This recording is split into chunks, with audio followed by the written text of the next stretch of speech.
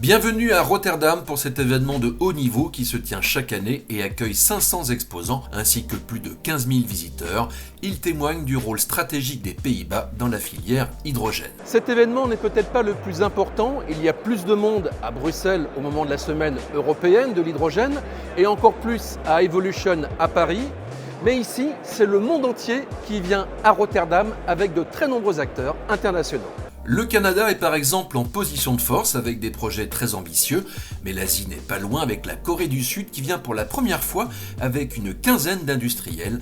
Elle présente notamment des applications dans la mobilité. Et le Japon est encore plus visible avec un argument fort, la présence de Toyota avec ce pick-up Hilux à hydrogène qui a été conçu en Europe, un véhicule qui n'est pas encore proposé en série, mais c'est une option très crédible pour répondre aux besoins du marché. Le constructeur qui présente au passage sa pile à combustible. Autre acteur japonais éminent, Kawasaki, qui a mis en service le seul hydrogénier du monde, et il prépare une gamme de bateaux capables de transporter de très grandes quantités d'hydrogène liquide. L'archipel a de très gros besoins et mise évidemment sur l'importation d'hydrogène.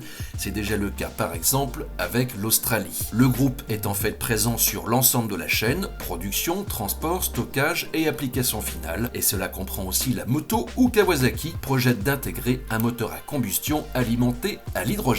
Toujours dans la zone Asie-Pacifique, la présence de l'Inde a été très remarquée. Le pays s'est offert un très grand stand, une démonstration de force pour New Delhi, qui voit l'hydrogène comme un moyen d'avoir une forme de souveraineté énergétique. Mais l'ambition, c'est aussi d'être l'un des leaders mondiaux et d'exporter la production d'hydrogène vert. Le message était clair à Rotterdam, il faudra compter avec l'Inde. Mais il y a d'autres prétendants, en particulier le Brésil, qui est appuyé par l'Union européenne.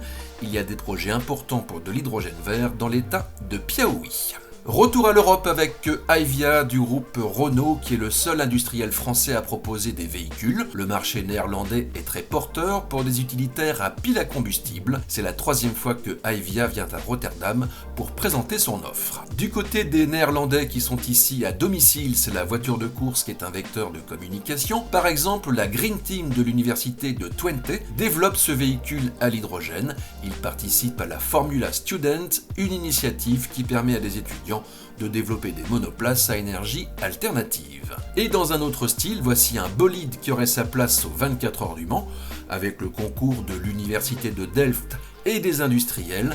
Des étudiants réunis au sein du Force Hydrogen Racing préparent la voiture de course de demain à l'hydrogène. Ils ont déjà développé 8 générations de voitures depuis le début de l'aventure en 2008. Celle que l'on voit ici date de 2013, mais la toute dernière prendra bientôt la piste, en principe cet été, en août, aux Pays-Bas. Et pour finir, on retombe en enfance. On pouvait voir à Rotterdam des voitures radiocommandées du H2 Grand Prix Pro. C'est une compétition qui a eu lieu en France récemment à Marmande dans le sud-ouest. Les pilotes ont entre 13 et 17 ans et la finale mondiale se disputera en septembre aux États-Unis, en Californie. Une escale est prévue chez nous en juin pour une démonstration lors des 24 heures du Mans au sein du village hydrogène.